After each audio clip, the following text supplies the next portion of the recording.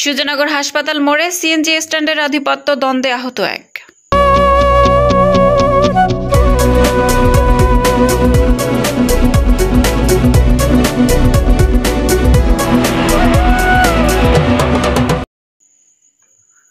আসসালামু আলাইকুম। এডিপি বাংলার সংবাদে সবাইকে স্বাগত জানাচ্ছি। আমি সুমা আহমেদ। পাবনা থেকে আলাউদ্দিন আদমের পাঠানো তথ্যচিত্রে দেখুন বিস্তারিত। সুজানগর বাজারে সিএনজির মাস্টার মোহাম্মদ নজরুল মোল্লা থেকে 50,000 টাকা চাঁদা দাবি করে পৌরসভার 8 নং ওয়ার্ডের চরমানিকদির গ্রামের আব্বাস মোল্লার ছেলে ইসলাম মোল্লা ও মুসলিম মোল্লা এবং চাঁদা দেওয়া স্বীকার না হওয়াতে সন্ত্রাসী, ডাকাতি, চাঁদাবাজ এবং জমি দখলকারী ইসলাম মোল্লা ও মুসলিম মোল্লা তাদের দলবল নিয়ে কাচরি মোড়ের পাশ থেকে রাস্তায় গাছ ফেলিয়ে নজরুল মোল্লার চলন্ত সিএনজি ঠেকিয়ে এবং বুকের উপর বন্দুক ঠেকিয়ে রাখে। আর অন্য 7-8 জন তাকে লোহার রড, হাতুড়ি এবং জিআই পাইপ দিয়ে এলোপাতাড়ি মারধর করে।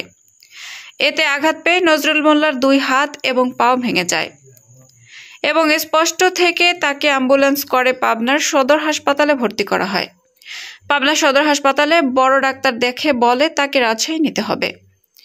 আমরা এই সন্ত্রাসী হামলার তীব্র নিন্দা ও প্রতিবাদ জানাই। এই ইসলামের এমন অনেক সাধারণ মানুষের কাছে থেকে চাঁদা নেওয়ার অভিযোগ আছে। সুজানগরের বুকে এসব সন্ত্রাসের জন্য জনগণ নিরাপদে নাই।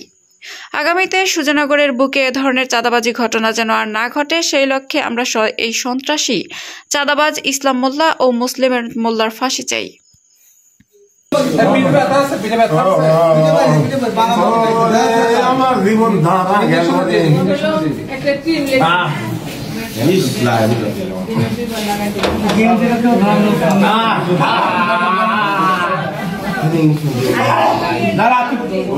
ব্যাপার তোমার লাগবে